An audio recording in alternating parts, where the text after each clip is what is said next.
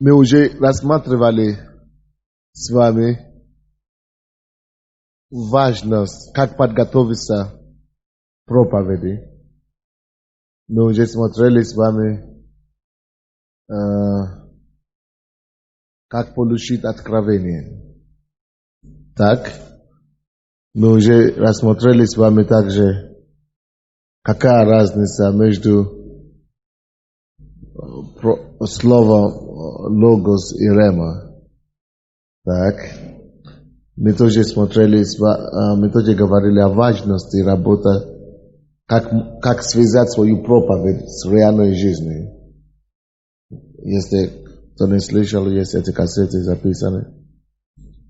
А также важность о том, как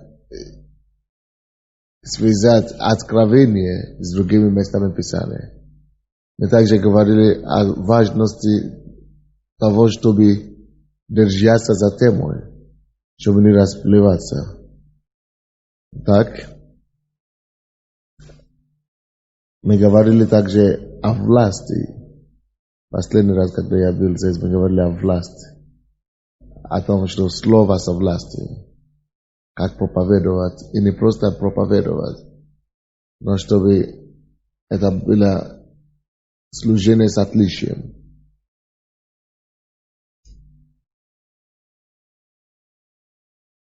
В прошлый раз пастор Ольга говорила, по-моему, это о том, как донести, как правильно донести, да? Структуры проповеди. О структуре проповеди. Я надеюсь, что вы все уже поняли там.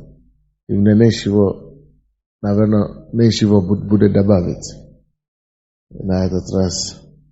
Кто ходит на эти все уроки? Так. Я не сомневаюсь в том, что пастор Ольга, кто был в прошлый раз вообще-то? Вы поняли что-нибудь? Я не хочу сомневаться в том, что вы уже поняли, как это строить и правильно с проповедью.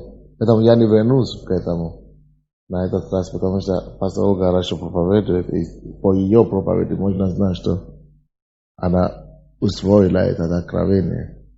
Я думаю, что если вы слышали хорошо, то вы уже усвоили это. Но если вы не ходили, это уже ваша проблема. Теперь вы уже возьмите кассеты послушать. Потому что кассеты есть. Сегодня я хочу говорить об очень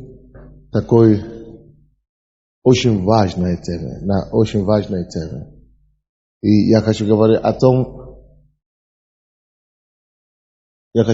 том, что должно ваше служение сделать необыкновенное служение, неочередное служение. Я хочу говорить о том, что сделает вас служителем или проповедником с отличием. Очень много проповедников в мире, вы, конечно, знаете, да? Но проблема у Бога не в количестве проповедников, что мало, нет? Слишком много проповедников. Но проблема в том, что слишком мало также проповедников, кто знает Бога достаточно, чтобы понять то, к чему они призваны. Поэтому сегодня я хочу говорить о важности Царства Божьего. Я же говорю о Царстве Божьем. Как один из ключей, который сделает вас необыкновенным проповедником. Вы должны быть проповедниками Царства. Когда Иисус начал свою проповедь, кто из вас знает, с чего Он начал? Какие были Его первые слова? Покайтесь и веруйте в Евангелие, ибо приблизилось Царство Божие. Вы знаете, что более 70% проповеди Иисуса это было Царство Божие. Да, откройте, пожалуйста, со мной Евангелие от Матфея, 11 глава. 11 глава. 7 стиха. 7 по 13 стихи. Когда же они пошли, Иисус начал говорить народу об Иоанне. Что смотреть ходили вы в пустыню? Трос ли ветром колеблемую? Что же смотреть ходили вы? Человека ли одетого в мягкие одежды, носящие мягкие одежды, находятся в чертогах царских? Что же смотреть ходили вы? Пророка? Да, говорю вам, и больше пророка. Ибо он тот, о котором написано: вот, я посылаю ангела моего перед лицом твоим, который приготовит путь твой перед тобою. Истинно говорю вам, из рожденных женами не восставал больше Иоанна Крестителя, но меньше в Царстве Небесном больше его. Меньше в Царстве Небесном больше него. Меньше в Царстве Небесном больше него. От дней же Иоанна Крестителя до ныне Царство Небесное, что у вас там творится? Позовите кого-то, кто разбирается. Оператором. Если ты не разбираешься, не трогай. От дней же Иоанна Крестителя до ныне Царство Небесное силою берется. И употребляющие усилия восхищают его. Все пророки и закон прорекли до Иоанна. Обратите внимание на 11 стих. Там написано: Иоанн Креститель был великим человеком. Иоанн Креститель, он был самым лучшим, самым высшим из всех пророков. Больше него нет. Он находился в пустыне, и люди шли туда в пустыне, чтобы слышать его. У него было такое помазание. Люди находили его в пустыне. Они шли к нему в пустыне, чтобы слышать его. Он задал им вопрос: что вы смотрите? С чего вы пошли смотреть? Мягкие одежды, которые ветром разделиваемые или что ли? Вы думаете, это царь? Это на царя люди выходят, чтобы смотреть: о, какая одежда они одеты, какие чертоги царские они живут. Но нет, это человек одет в шкуры, кожаные шкуры. То есть он ничего особенного нет у него. Но есть что-то в нем, которое притягивал к себе народа. И люди шли к нему слышать. Это называется помазание. И помазание Божье, когда оно есть на твоей жизни, не важно, где ты находишься. Даже если ты запрятался, даже какие бы у тебя не были минусов, какие бы у тебя не были бы качеств. Люди говорят, что вот у меня того нет, у меня того нет, у меня даже нету зала, у меня даже нету места. Вот у него нету вообще ничего. Ни одежды, ни еды, ни из дома. В пустыне находился. Но помазание притягивало все. И Иисус говорит: вы считаете, что он пророк, и вы правильно считаете. Но хочу вам сказать, что новое время приходит, и оно уже здесь. Это новое время, это время царства. И это есть время рожденных в царстве. Это есть время Царства Божьего. Когда Иоанн Креститель, который вы считаете за великого человека, действительно он великий. Но хочу вам сказать, что это ничего в сравнении с тем, что будет. Новое время приходит. Он говорит, что до ныне прорекли пророки и закон. Но сейчас, до ныне, вы жили все по законам. До ныне, вы жили по пророкам. До сегодняшнего дня Мы все двигались, потому что пророки говорили. Мы все верили Богу и двигались за пророками. До ныне мы все верили закон.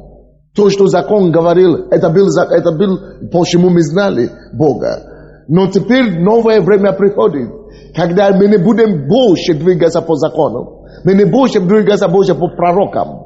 Он пророк, да, это хорошо. Но новое время приходит, и это время называется время, то, что я говорю про законы и закон и пророки, это 13 стих. Ибо все пророки и закон прорекли до Иоанна, только до Иоанна, 13 стих. После Иоанна новый режим начинается, новая реальность начинается, новые действия пришло на землю. До того времени только пророки и закон могли что-то раскрыть нам глаза, что-то подсказать нам о Царстве Божьем. Но с этого времени, от Иоанна, начиная с Иоанна, после Иоанна, вернее, это уже будет другое время. Это будет время реальности Царства Божьего. Что это обозначает? До Иисуса Христа, до служения Иисуса Христа, Царство Божие не было известно никому. Было одно только царство. Было царство тьмы в этом мире. И только благодаря закон, который Бог дал Моисею, это был единственный просвет, луч света, который был по всей земле. А так земля была в туше, во тьме. Дьявол гулял как хотел. Дьявол делал все как хотел. И Дух Божий приходил только на пророки, на судей, на царей и на священника. Только эти могли, поэтому Бог говорит вам, до ныне, до Иоанна, прорекли Бог, они говорили, пророки и закон, это те, которые водили нас, мы были водимы ими. И из этих поколений, из этого поколения пророков, из этого поколения, те, которые жили по закону, Иоанн Креститель самый великий. Потому что он видел Сына Божьего. Но сейчас новое время пришло. И вы знаете, какое новое время пришло? Время Царства Божьего. До того Царство Божьего было на небе. Теперь, после Иоанна Крестителя, Царство Божье небо пришло на землю. Но это не самое главное то, что вы должны знать. Но самое главное то, что вы должны знать, это то, что Бог теперь видит мир как царство тьмы и царство света. Царство Божие и царство мира сего. И говорит, если Иоанн Креститель был самым великим во времена пророка, то сейчас каждый человек, кто будет рожден в Царстве Божьем, даже по своему рождению, по своим свойствам, будет иметь намного больше силы, авторитета, возможности, влияния, помазания, чем Иоанна Крестителя. Представляете себе, что Бог говорит. Если на Иоанна люди шли пустыню слышать, люди каялись вагонами, толпами. Если на Иоанна Крестителя он не носил одежды мягкие, но все равно притягивал к себе народа. И Бог говорит, что он будет меньше, чем любого гражданина царства. Что любой, кто рожден в царстве, больше Иоанна Крестителя. То представляете себе, какой потенциал силы, помазания, благодати, который Бог наделяет и доверяет гражданам царства. Что это такое за эра такая? Царство Божье — это две реальности. Две вещи, составляющие Царство Божье. Структура Царства Божьего. Это сам личность Христа. И через эту личность Христа мы все становимся гражданами этого царства. То есть это первая реальность, это две колонки, два столба, из которых составляет Царство Божие. Это личность Христа, с одной стороны, и вторая столба. Это принципы Царства, учение Царства, законы Царства. Лучше сказать, учение Царства. Поэтому, когда Иисус говорит, что приблизилось, ибо приблизилось к вам Царство Божие, это то, чем он начал его проповедь. Он сам является вот это Царство Божие, которое пришло. Иисус принес Царство Божьего, реальность неба на землю своей личности. Его личность, это принес в этот мир Дух Божьего, который может стать достоянием любого человека, кто примет его. Его учение, его слова, его поступки. Есть второе столба.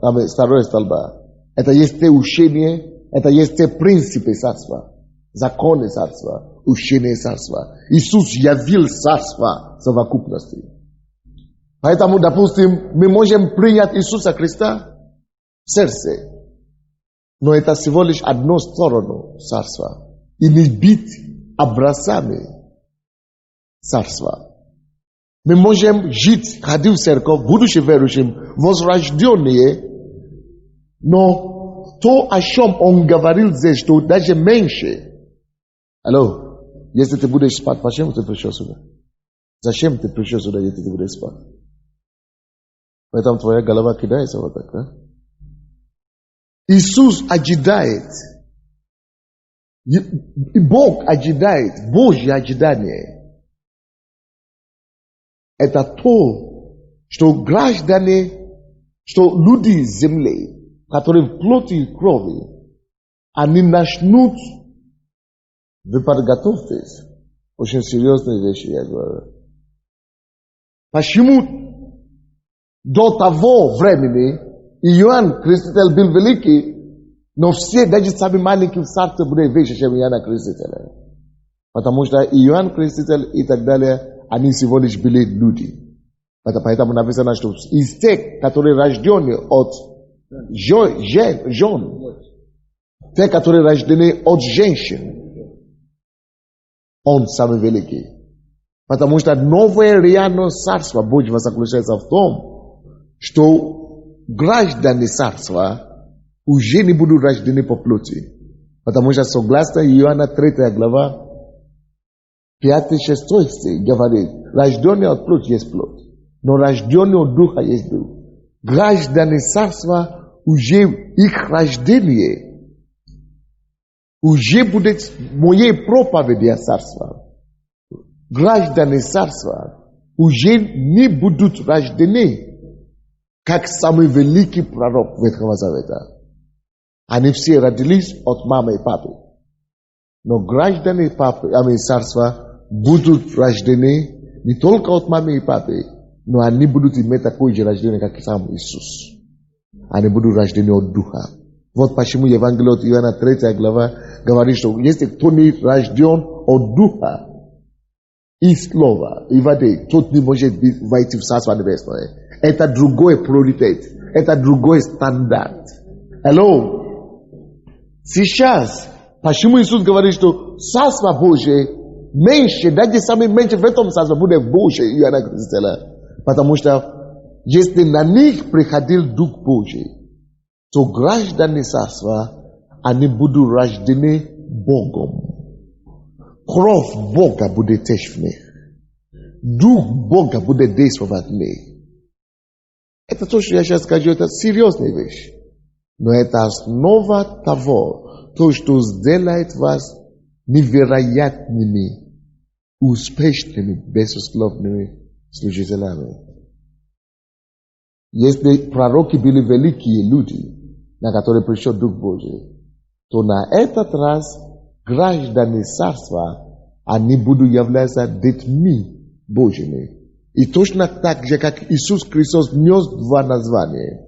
Он был Сын человеческий, и одновременно был Сын Божий. Точно таким же образом мы будем членом человеческим, потому что мы рождены от матери и от Отца по плоти. Но кроме этого мы будем иметь другое свойство. Не только быть сынами человеческими, но мы будем сынами Божьими. Что есть свойства, точно таким же образом, как Иисус Христос был наполовину человек и наполовину Бог.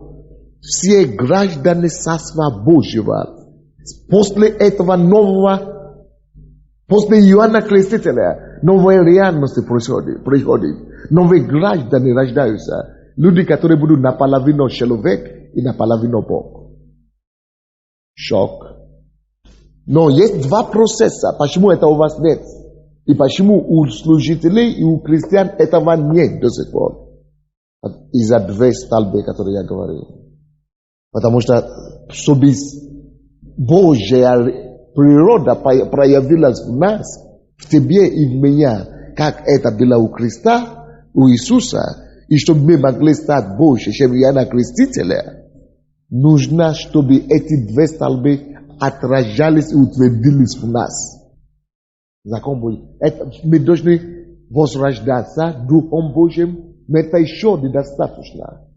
Но его характер, его природа царства, характер царства, поступки царства, мышление царства, все должно войти в нас. Это есть процесс, как мы познаем Бога. И когда мы вот так, вот почему мы читаем Библию, чтобы превратиться, мы меняем, мы переменяем природу, которую мы получили от Сына Человеческого. Плоти, рожденный от плоти есть плоть. То, что мы получали от папы и мамы, человеческую природу, постепенно через познание Христа. И через его познание его принципы, изучение его пути и его жизни, мы меняем старые наши характеры. Наши чувства начинают быть как его чувства. Наши эмоции начинают подражать и быть изменены в его подобные эмоции Божьи. Мы начинаем быть подобны на Бога здесь на земле. Вот это Божье и вещее призвание для христиан вообще. Особенно если вы говорите, что вы проповедники. Как вы можете проповедовать Иисуса? Как вы можете проповедовать Бога, если вы не можете идентифицироваться с Ним? Как вы можете явить Бога, если Его нет у вас? Вот почему вы не можете и не будете проповедниками успешными, пока вы не будете... Бог хочет, чтобы вы преливали с Ним, чтобы мы смешались с Ним. Божья идея о проповеднике — это чтобы люди видели проповедника. Чтобы люди видели проповедника и сказали: я не вижу просто человека, я вижу Бога, я вижу кусочку Бога. Почему? Вот граждане царства, причина, почему Бог принес царство Божье на землю, это для того, чтобы показать мир, что Бог пришел жить среди людей раз и навсегда. Кто из вас знает, что Иисус Христос, когда Он пришел на землю, что это Бог пришел жить среди людей. Но это не есть Божья идея, все. Это не есть все планы Божьи. Все планы Божьи продолжаются. Все планы Божьи просто, чтобы Иисус Христос был примером. Что один раз Бог уже пришел жить среди людей. Иисус. Это пример, как Бог может жить среди людей. Поэтому Он должен войти, Иисус должен принять образ человека, полностью, день человеческий, плоть конкретная. Но кроме плоти, еще есть дух внутри него. Вот дух — это тот, который рожден от Бога. Но кроме духа, который рожден от Бога, еще Иисусу пришлось учиться принципы и пути Бога. Он учился двумя путями. Евангелие от Луки 2 главе. Он учился, написано, что он задавал вопросы фарисеям и задукеям, книжникам. Он учился через слово. пути Господня, Отца. Он уже возрожден. У него нету кровь, он не от плоти рожден. У него есть плоть, но его дух уже Божий дух. Это как возрождение. Когда мы возрождаемся также, наш дух становится такой же чистейший, Божий, как у Иисуса, когда он рожден.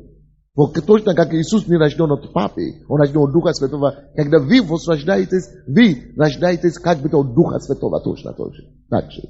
Вы как Иисус натурально. Вам тоже надо идти по путям Иисуса. То есть вы в плоти живете, но ваш дух есть Божий дух. В вашем духе вместе. И Иисус познавал Божьи пути Бога через Слово. А потом Иисус познавал Бога через хождение с Богом, общение с Богом. Вот почему он не мог шутить с ночными молитвами, лишь на горе молитвы, общение с Отцом. Вот почему он мог говорить в Евангелии от Иоанна 5:19, что я делаю только все то, что я вижу Отца моего делающего. Потому что творящего, он изучает Отца. Он знает, что он делает. Он видит его и тут же подражает. И свою жизнь, свои эмоции. Иисус, вот что сделало его великим. Он мог видеть все, что Бог делает. Так, как Бог это делает. И самому подражать. Поэтому Иисуса не было своей реакции. Иисуса не было свои чувства. Иисуса не было свои мнения. Иисуса не было своей точки зрения. У Иисуса было все, даже до малейших чувства. Передача с Божьего чувства, Бога чувства, Бога мнения, Бога действия, Божьи слова. Вот его величие. И поэтому Иисус не только принес Царство Божие как проповедь. Очень часто мы думаем, что когда мы говорим, Иисус принес Царство Божие, что это он проповедует. Нет. Вы не призваны быть проповедниками. Скажи, я не призван быть проповедником. Мы призваны с вами явить Бога. Мне не надо это повторять. Вы призваны явить самого Бога. Демонстрировать Бога. Иисус не просто он принес Царство Божие. И знаете в каком качестве? Вот, в таком качестве. Иисус принес Царство Божие в Духе, что Он рожден Духа Божьего, так? И Он принес Царство Божие по Его поступки, Его эмоции, Его действия. Он есть идентификация Бога и принципы Царства на небе. Он не болел, он не мучился, он не находился в депрессии. Он реагировал, как Бог реагировал бы. Его реакции были Божьи. Его отношения были Божьи. Его слова были Божьи. И когда Бог призывает нас сегодня быть проповедниками, Он не призвал нас рассказывать о том, что кто-то сказал, что-то так написано и так далее. Он призвал нас быть явлением Царства Божьего, быть примером Царства Божьего, быть утверждать Царство Божие. Вот почему он говорит, что если я пальцем Божий изгонял бесов, то пришло до вас, достигло до вас Царство. То есть я есть им. Если я пришел, я пришаю Царство Божие. Каждый из нас, христиане, особенно проповедники, должны быть вот такие.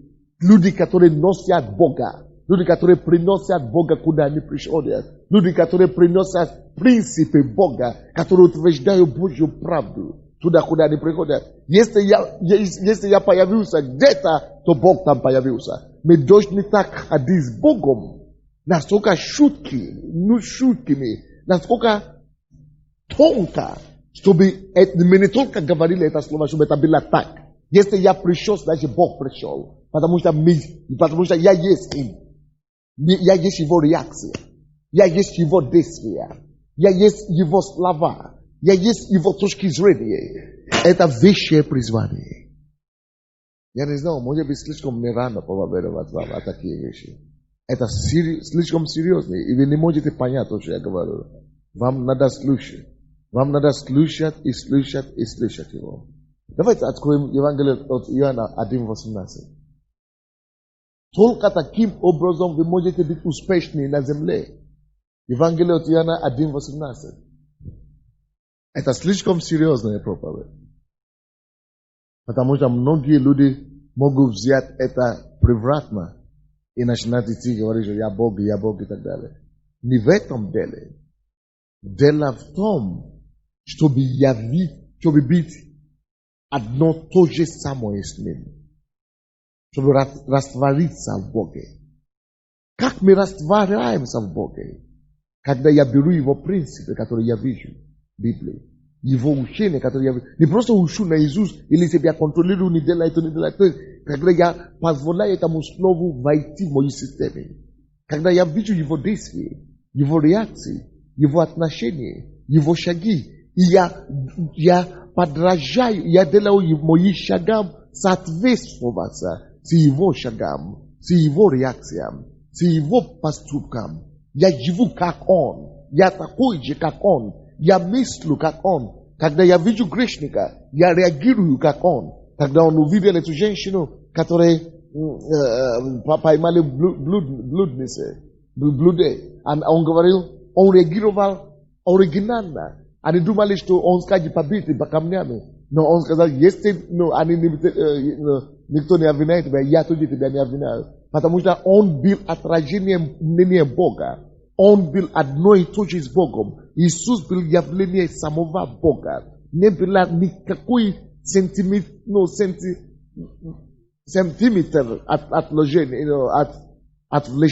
отклонения. Он был один и в точности. Это значит, что точно как он реагировал на эту блудницу, вот так бы Бог сам реагировал. Сам Бог реагировал бы. Он бы сам, так что его действие, его реакция говорит нам, кто такой Бог. И этим самым Бог говорит, если ты будешь мне проповедником, если ты будешь проповедником Царства Божьего, если ты будешь моим представителем, ты должен быть как Иисус. Твоя реакция должна быть как его реакция. Твои отношения должны быть как его отношения. Твои действия должны быть как его действия. Он дан тебе, чтобы ты подражал его. Он дан тебе, чтобы быть примером, как ты должен жить. Вот почему, когда, допустим, он видел эту женщину, которая 38 лет была согнутая такая, он не мог выдержать. Он не мог быть равнодушным. Он не мог просто пройти мимо. Он подошел к ней, несмотря на то, что это суббота.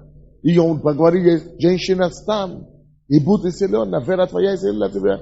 И они сказали, но что ты делаешь? Это же суббота. Нельзя. Потому что это реакция Бога. Откуда мы знаем, что Бог против болезни? Откуда мы знаем, что Бог думает, когда тебе плохо? Откуда мы знаем, как мы знаем, что Бог хочет тебя исцелить, когда ты больной? Потому что мы видели Бога. Вот реакция Иисуса. В действиях Иисуса. Когда Он шел, Он видел этого больного, Он сказал, нет, ты не можешь. И когда они упрекали его, Он сказал им, как вы можете? Это человек, дочь Авраама, она страдала 38 лет эти, и она мучилась, и вы говорите, что это суббота. Это вот так Бог возмущается. Вот так точно Бог возмущается. Когда кто-то больной, когда кто-то согнут дьяволом, он одержимым дьяволом, он мучается дьяволом, и Бог говорит, Боже мой, найду ли я посланника, найду ли я проповедника, найду ли я кто-то, кто может представить Царство Божьего.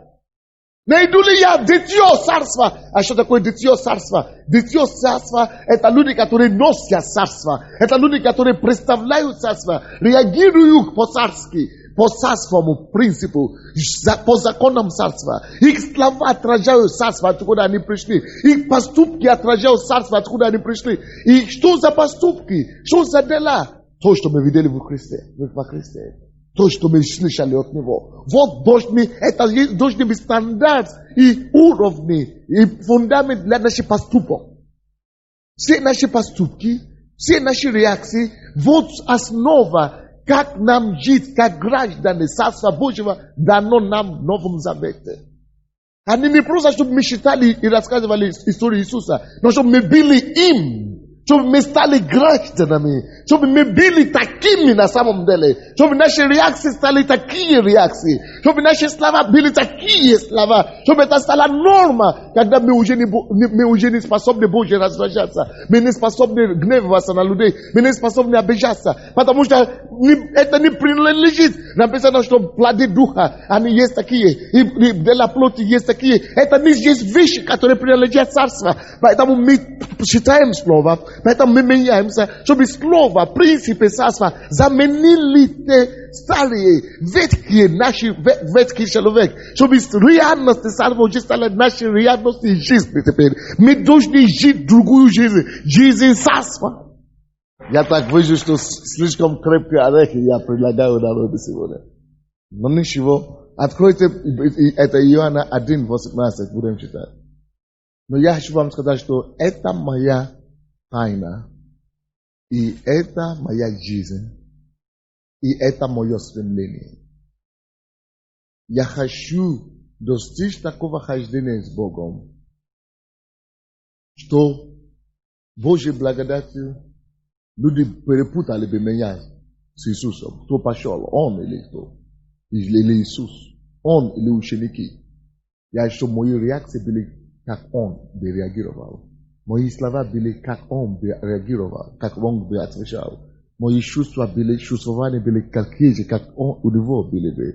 Чтобы мое хождение было такое же, как он. Я есть гражданин царства его. Это царство внутри меня. Я есть носитель этого царства. Я есть гражданин этого царства.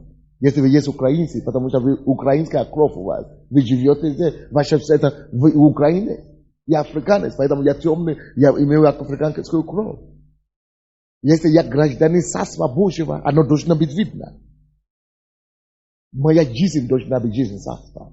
Мои слова должны быть жизнь царства Божьего, слова царства и так далее.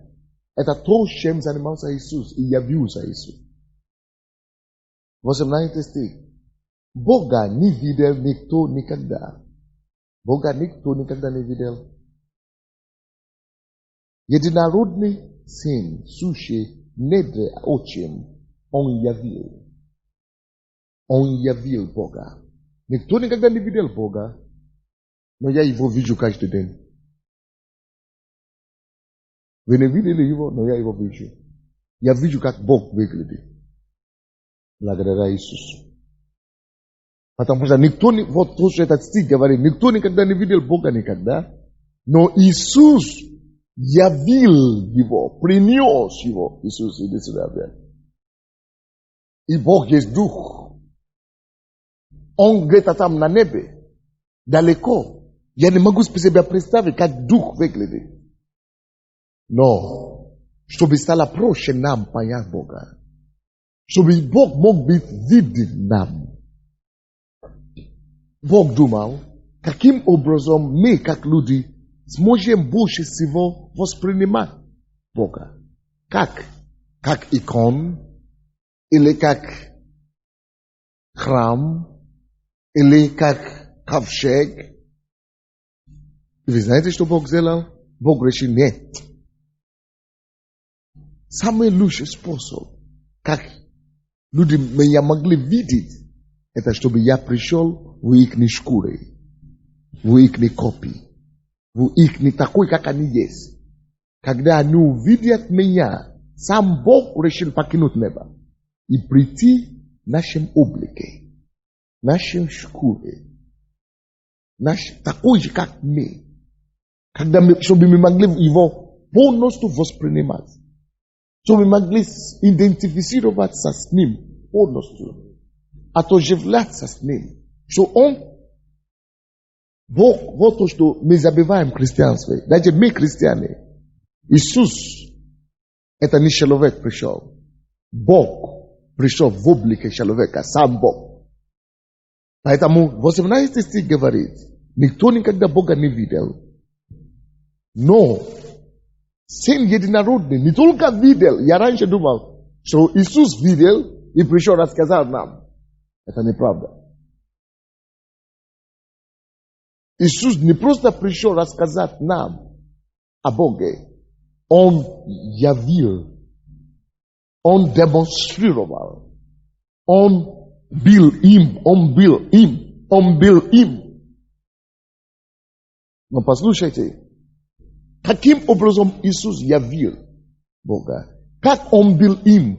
Вот Иисус, Он бил им двух вещах.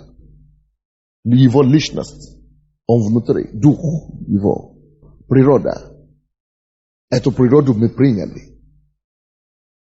Через возрождение мы родились, как Он также.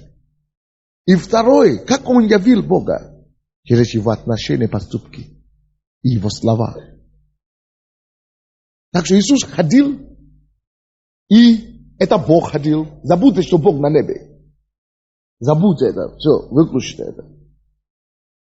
Потому что тот Бог, который на небе, Бог Отец, и Бог, который на земле, это одно и то же.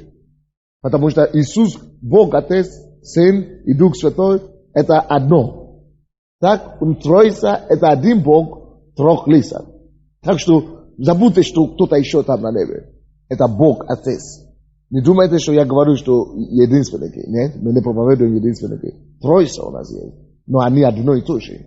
Это то же самое. Ты видел Иисуса, значит, ты видел Бога Отца. Все. Не надо тебе уже какого Отца искать. Вот такая была проблема Филиппа и Иуды и так далее. Иоанна 14 глава. Они думают, что, Иисус-то Иисус, это может быть он сын Божий всего лишь. Может быть он просто человек какой-то. Может быть, он пророк великий. Просто пришел рассказать нам о Боге. Нет! Забудьте о том, об Отце. Не ищите Отца Божьего, если вы уже нашли Иисуса. Не надо вам искать Бога Отца, не надо. Никакой Отца нигде не. Есть. Но забудьте сейчас. Вы уже меня видели? Это то же самое, что вы видите Отца. Это Бог сам пришел. Это Отец, Дух Святой, Бог, Сын. Это сам. Вы увидите Иисуса? Это сам Бог. И как нам воспринять Его, что это сам Бог? Как знать Бога? Смотри на Его реакцию. Смотри на Его слова, учения. Смотри на Его действия. Смотри, как Он поступал. Вот это Бог. Если Бог видел, что кто-то больной, если бы Иисус видел кто-то больной и махал рукой, значит, Бог бы был таким. Но Он не так был. Бог не такой. Бог есть любовь. И откуда нам это знать? Потому что когда Иисус ходил на земле, написано, Он ходил, благотворяя и исцеляя, и освобождая всякое обладаемое дьяволом. Бог есть любовь. Вот так Бог Отец, сам Бог, сам действует. Он не может быть иным. Бог для вас. На вам Бог. Он говорит, прощайте. Все, любите те, которые ненавидят. Которые вас ненавидят. Благотворите ненавидящего. Любите ваших врагов. Благотворите зловящих вас. Он говорит это, но это не его слова, это не учение. Это демонстрация явления Бога. Он явил, это Бог действует. Это реакция Бога. Это чувство Бога. Поэтому почему Бог говорит и дал нам эти как учение, чтобы мы могли брать эти слова как чувство Бога и как граждане неба, и это все вкладывать в свои сердца, в свои организмы, в свою жизнь. И этим самым эти слова, эти принципы преображают нас, чтобы быть такой, как Он, копия. В общем деле. И когда наша жизнь, наши Его принципы, Его слова действуют уже в нас, когда мы ходим в Нем, тогда говорить просто, что исцелись и так далее, это будет просто как побочный эффект. Что исцеление, чудеса и так далее, это просто автоматически будет. Потому что мы сами ходим, как Он. Вот это то, что Иисус делал. Он не просто пришел рассказать о Боге, Он явил Бога. Он демонстрировал Бога. Но это еще не самое интересное. Самое интересное в том, что это был прецедентом. Так называется, да? Да, прецедентом. To jest, это был один раз примером. Это было начало. Это было образец. Чтобы люди могли знать, что Бог раз и навсегда пришел жить среди людей. Поэтому он сказал, Царство Божье внутри вас есть. Этим самым он имеет в виду, что если вы принимаете меня, я прихожу с самим Царством Божьим. Это значит, я прихожу с самим Богом, Духом вашим, и действиями подтверждения явления Бога через, когда вы будете поступать, как я показал вам и учил вас. Когда вы будете вот так поступать, это значит, вы утверждаете Царство Божье там, где была тьма. И никакая тьма не устоит. Пробуждение будет нормой. Чудеса будет нормой. Праведность будет нормой. Мир будет нормой. Радость будет нормой. Потому что вы будете носить царство само. Что я имею в виду? Иисус, то теперь убежден в том, что Иисус носил Бога. То из вас теперь убежден, что Иисус явил Бога. Но Иисус пошел на небо. Он присел. Одесную Бога. Что Бог призвал нас делать дальше? Он, слушайте внимательно, он говорит, что я уже пришел жить. Бог уже пришел жить среди людей. Я это показал вам, как оно должно быть. Какая жизнь. Я принес сюда царство. Я не собрал это царство. Я вам показал, как царство, жизнь царства является. Теперь, вы все, которые рождаетесь в царстве через покаяние принятия Иисуса, это царство Божье и это жизнь Бога приходит в вас. Теперь вы начнете явить Бога, как Иисус его явил в ваших поступках, слава и действия. Вы становитесь носителями Бога и носителями царства. Откройте, пожалуйста, 2 Коринфянам 5. Вы понимаете, о чем мы говорим? И наша цель, самая главная цель сейчас в жизни, вы знаете, какое оно должно быть? Послушайте сюда. Как мы можем явить и быть таким, как Иисус был? Наша главная цель в жизни должна быть Евангелие от Иоанна 5:19. Чтобы смотреть за Богом, изучать Его пути через личность Иисуса, через пример Иисуса, через общение с Богом, через Ветхий Завет. Изучать и понимать Его и начинать свою жизнь привести в такой пример. Вот что такое христианство вообще. Все остальное, которое не так есть, это просто мы крутимся в темной комнате, большая темная комната, и ты ходишь. Ты знаешь Библию, да? Ты цитируешь на Иисус, ты живешь праведно, но без осознания этого нету границы, нету света у тебя. Ты верующий, да, ты умрешь, попадешь на небо, но ценишь. Ты просто жил. Жил религиозно. Без понятия смысла христианской жизни. Вот самая большая трагедия нашего времени. Когда я проповедовал Ленинград, я это сказал. Все рассказывают о Боге. Все знают о Боге. Но мало кто его знает. И кто является его. Кто его друг. Вот проблема христианства. Вы должны перестать быть проповедниками Бога. Вы должны перестать быть рассказчиками Бога. Вы должны перестать быть, я не знаю, иллюстраторами Бога. Вы должны начинать быть явителями Бога, как бы демонстраторы Бога. Вы должны начинать быть носителями Бога. Вы должны начинать так. 2 Коринфянам 5:19.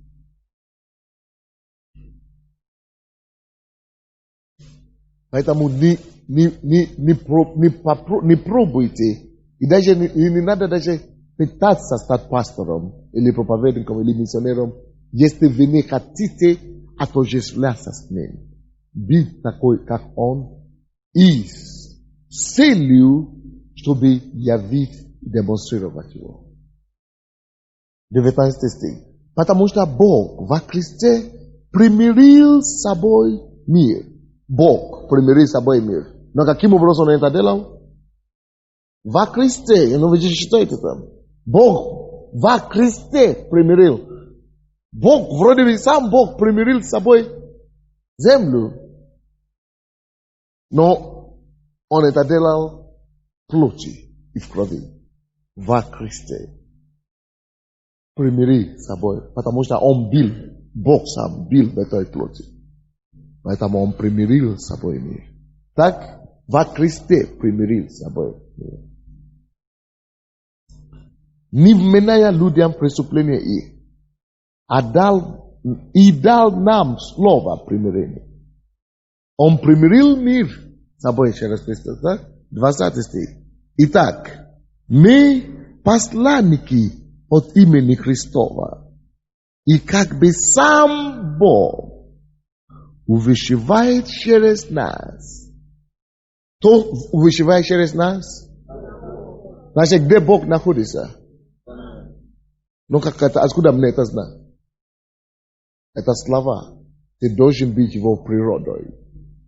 Когда, если ты осознаешь, что как бы сам Бог призывает, или как там написано, увещевает через нас. Это значит, что через меня, не просто слова мои, что говоришь через меня. Нет, через мою жизнь. Моя жизнь становится Божье отражение. Отражение Бога. Увещевание для людей. Мои слова становятся Божьими словами увещевания для людей. Сам Бог во мне увещевает. Почему? Потому что Он есть Дух. Он вошел во мне. У него нет тела. Я есть его отражение. Его тело. Ваша цель в жизни – это отражать Иисуса, Бога. Бога.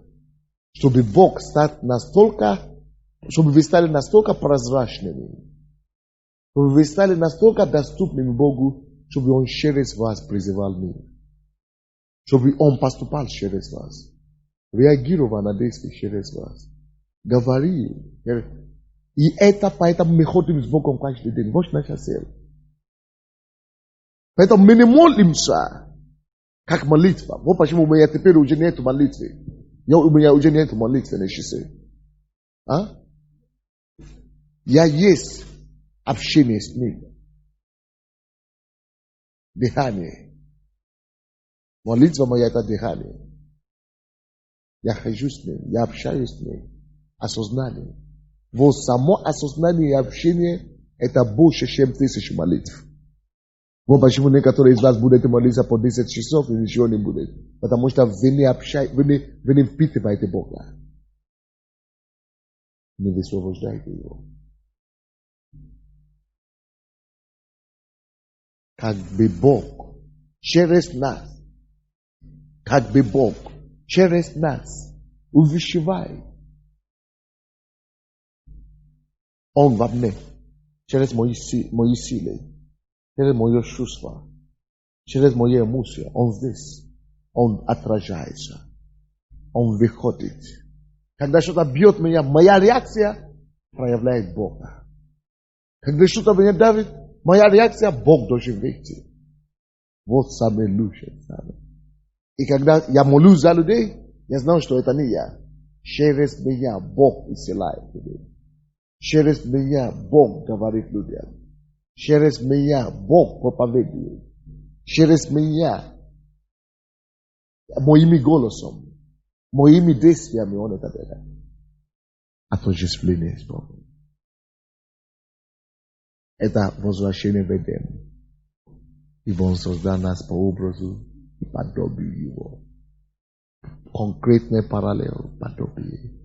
Вот что принес Иисус нам вернул. То, что мы потеряли, и то, что Иисус вернул нам. Чтобы опять быть природой и явление самого Бога в Его образе и отражении. Так что представьте себе, что когда вы ходите по магазинам, транспорте, здесь, в этом машине находится Бог. Где Он? Посмотри на меня и увидишь Его. Это то, что Иисус сказал.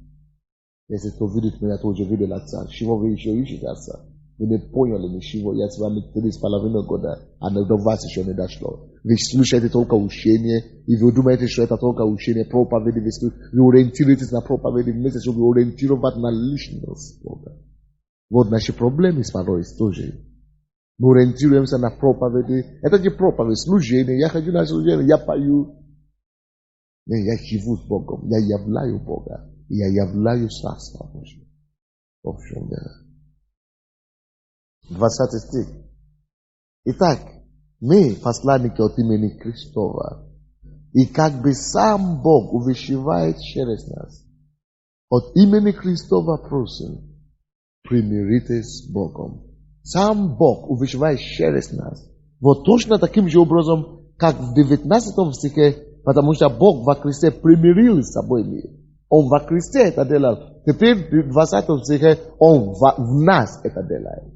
Примиряет мир с собой. Если вы сможете это понять, что вы есть отражение, вы есть граждане царства. Это элементарно, что ваше служение должно быть успешным. Это даже никто даже уже об этом не должен говорить. Потому что даже самые меньшие в царстве, кто понимает царство, кому это открыто. Даже самые меньшие из тех, кому это открыто. Даже самые меньшие из тех, которые знают, что он есть отражение царства. Он есть сын человек, не просто человек, но он есть сын Божий. То он будет даже иметь более успешного служения, чем Иоанна Крестителя. Вот почему у нас масса проповедников, но мало кто преуспевает. Мало кто знает его, кто ходит с ним, кто живут как граждане и представители царства Божьего. Вот где трагедия. Вы должны знать таковые. Вот почему он говорит, что Иоанн Креститель, да, он был великим, но вы имеете того, чего он не имел. Вы граждане неба. Сам Христос, сам Бог, как Он пришел к Иисусу, и жил в Иисусе, и через Иисуса явил примирить мир с собой. Сам Бог пришел в вас, и живет внутри вас, и очень действовал через вас, вашими руками, чувствами, эмоциями, чтобы примирить мир и покорить мир. Вот почему вы, даже в самом меньшем из вас, будете выше и больше, чем Иоанна Крестителя. Потому что вы будете осознать, что это не я. Бог здесь. Когда я говорю, мои слова будут производить такие же реакции, как Бог. Но оно будет настолько эффективнее, насколько мне удается подражать, быть такой, как Он, и вложивать в меня, в себе это принципы царства, и подражать, и соответствовать свою жизнь этому стандарту. Тем больше у меня это будет получаться, что я бываю, подражаю Его, тем больше я познаю Его, и бываю такой, как Он, тем больше силы, власть обретает мои слова и мои действия. Я преображаюсь в образ Его.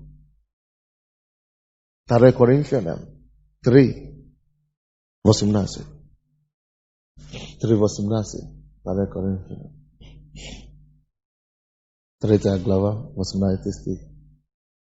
Мы же все открытым лицом, как в зеркале, взираем на славу Господню, преображаемся в тот же образ.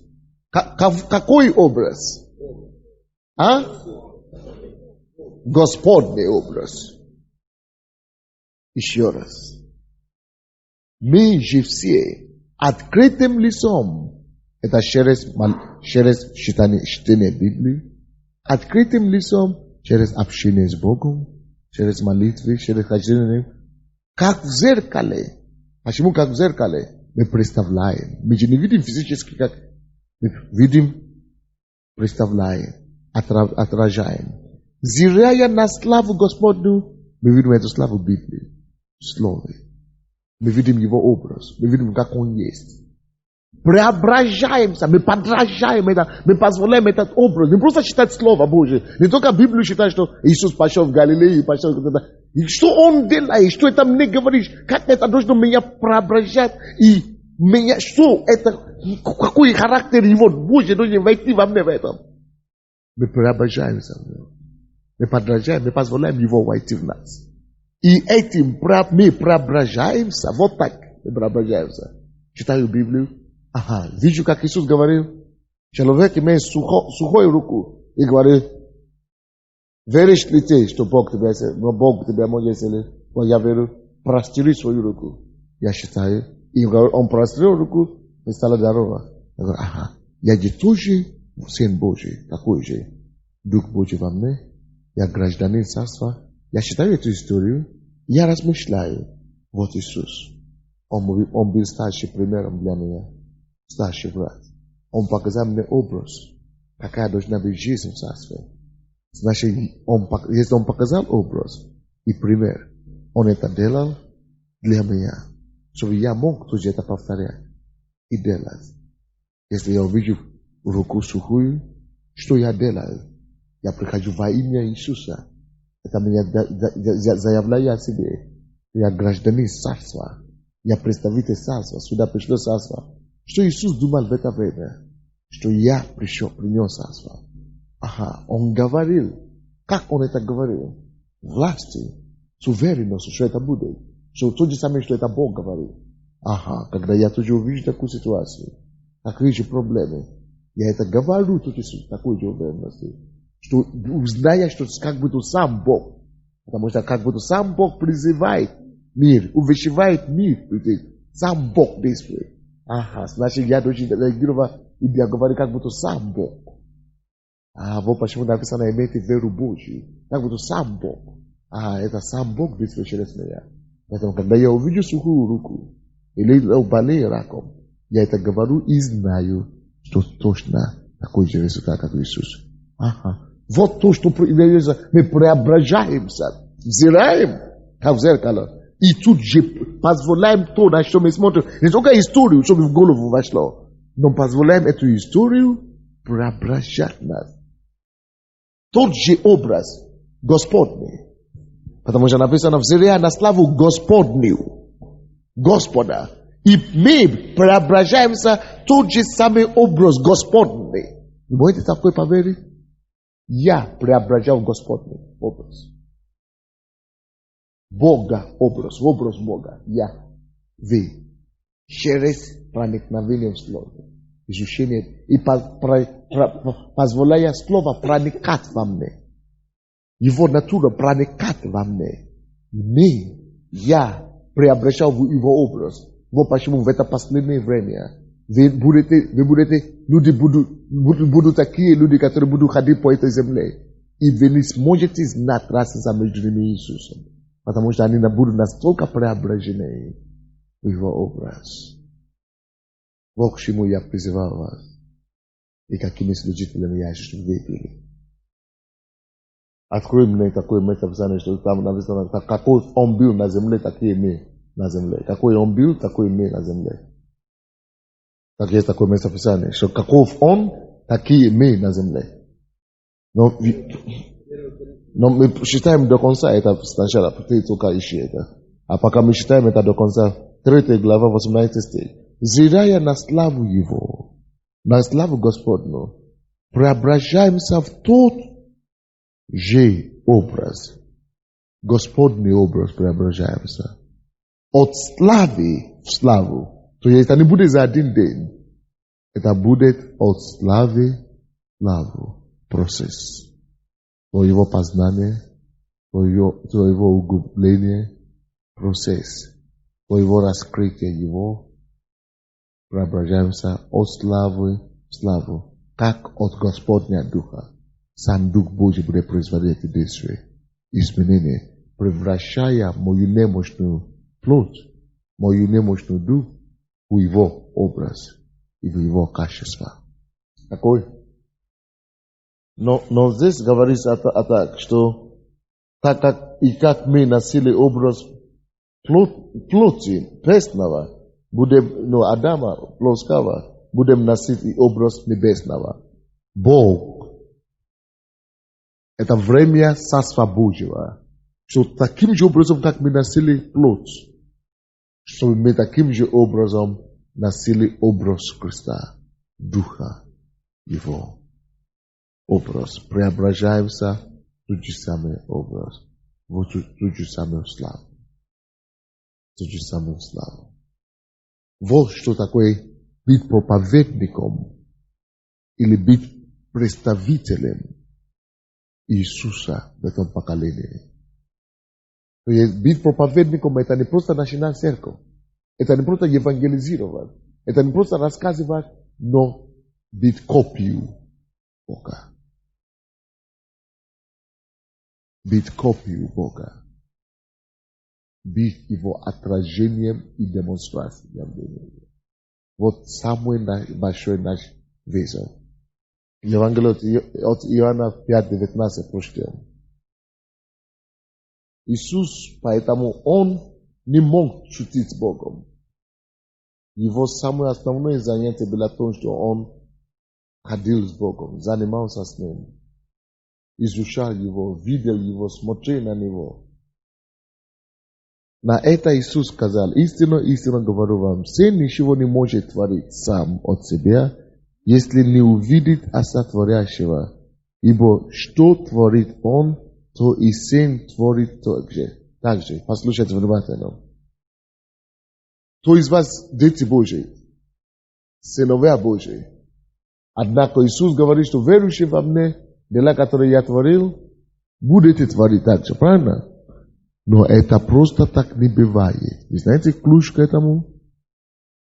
Сын ничего не может творить сам от себя. Хотя вы сын, хотя вы дети Божьи, вы сами от себя, просто так с воздуха, с ветра, не сможете ничего творить. Даже ключ. Если не увидит Отца Творящего, ищите пути Божьи. Ищите, как Бог это делает. Ищите, как Иисус это делает слово. Если вы не увидите, вот почему мы читаем Библию, чтобы видеть что-то, мы получаем откровение. Чтобы увидеть, как Он исцелил больного. Чтобы увидеть, это должно открыться нам. Вот Бога тут. Вот что Бог есть. Вот какой Бог есть. Когда мы увидим, какой Он есть, мне это недостаточно. Но мы позволяем это войти в нас. Что я тоже такой должен быть. Я призван быть таким. Вот подсказка мне, какой я должен быть. Когда мы видим, какой Он есть, тогда мы можем подражать и творить тоже. Сын может творить только то, что он видит Отца Творящего. Вот то, что написано. Только то, что он видит Отца Творящего. Только то, что он видит Отца. Пока ты не увидел, ты будешь видеть, что пастор Сандей молится. И чудеса происходят. Пастор Сандей, потому что он уже увидел, что там где-то в комнате. Он уже преобразился в этот образ. А ты, я тоже молюсь, но ничего не получается. Ты еще не увидел Отца Творящего. Когда ты увидишь Отца Творящего, когда ты сам попробуй делать, тогда получается. Поэтому мы молимся. Поэтому мы читаем Библию. Поэтому мы ходим с Богом. Чтобы могли получить откровение, видеть Его действия, видеть Его поступки.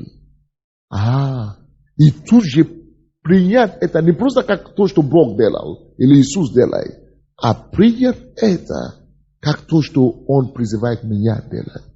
Как Он призывает меня явить Его. Как Он призывает быть через меня.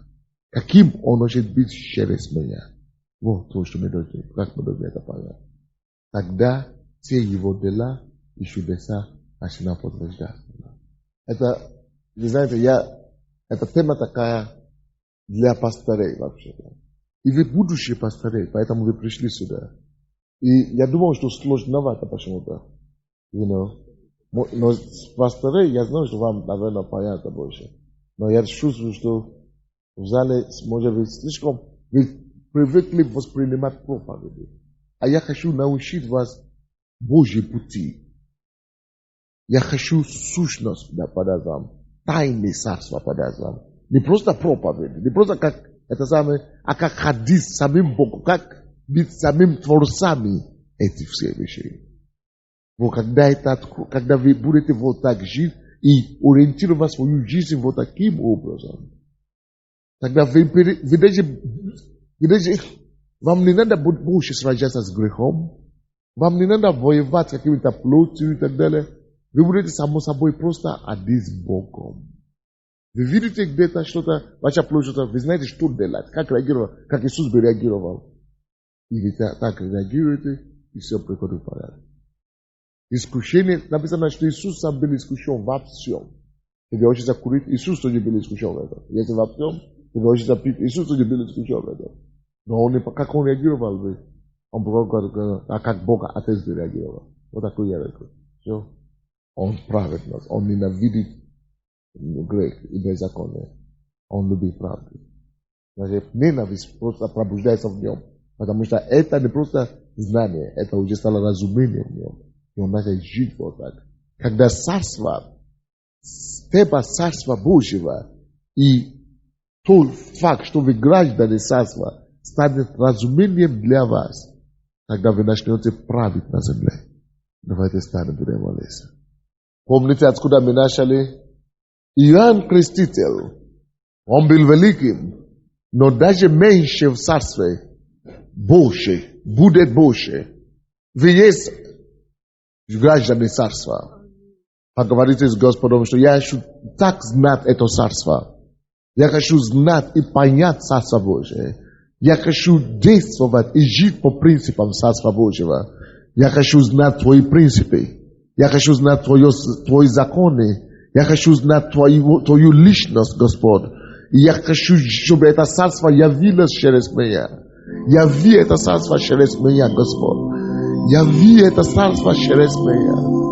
Яви это царство через меня. Жаждите Бога.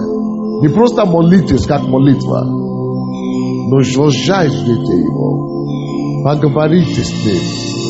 Пообщайтесь с Ним. Он рядом с вами. Увидите Его. Видя Его, вы преображаетесь в тот же образ. Видя Его, вы преображаетесь. Видя Его, вы преображаетесь. Но надо Его увидеть. Надо Его увидеть. Видя Его, вы сможете творить то, что Он творит. Поговорите с Ним, поблагодарите Его. Бога никто никогда не видел, но Иисус явил Его. И Он ушел, чтобы мы теперь могли явить Его. Чтобы ты мог явить Бога. Чтобы ты мог явить Бога. Чтобы ты мог явить Бога.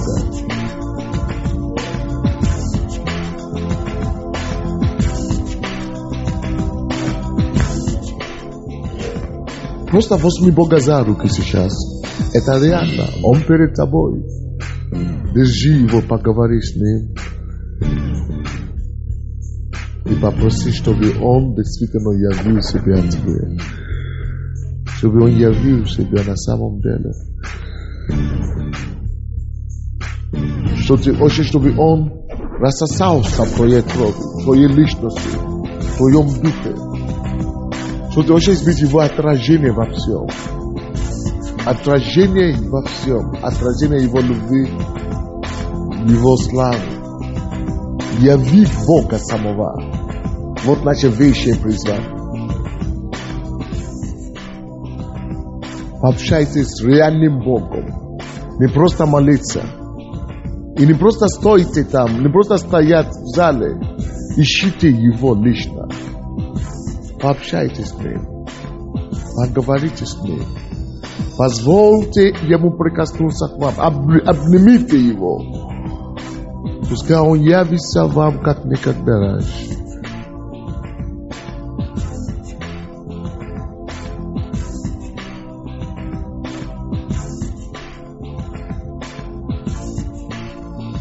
Не просто в разуме понять Бога, а в чувствах, каждодневное общение, в отношениях. Дотрагивая, ты можешь дотрагиваться до Бога каждый Божий день. на каждом шагу ты можешь держаться за него. Ты можешь ходить с ним прямо за руки. Ты можешь ложить голову ему на грудь. Это элементарно. Хождение с Богом. Вот наше призвание. Увидеть его, дружить с ним, обняться с ним. Не просто в голове какие-то знания держать, но жить реально с живым Богом. Бог, к чему мы привыкли, мы призваны, чтобы затем явить его, демонстрируя его для нашего мира.